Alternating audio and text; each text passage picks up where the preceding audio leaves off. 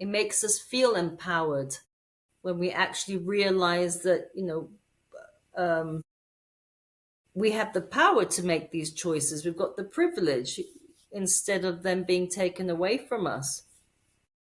Oh, most certainly. And I think someone who has ever had, freedom, which is what I had taken away from me, um, whoever has went through that does realize that having the ability to choose, and whether that's good or bad, whether you make a good choice or a bad choice, that does empower you.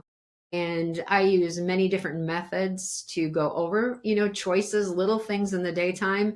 I often talk, when I talk about my choices, you make choices all day long. Do I hit the snooze when I get up, or do I get up right away and start my day?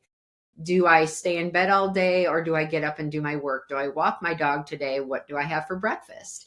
We don't think of it, but the ability to have little choices like that, as you say, does empower us, and makes us more whole, and gives us more power over what we do on a daily basis, and helps us heal.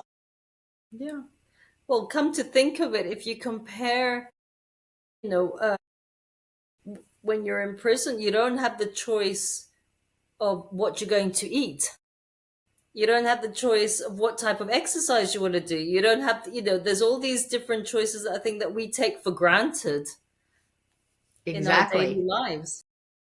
Exactly. I think once your freedom is taken away from you, how can I say it?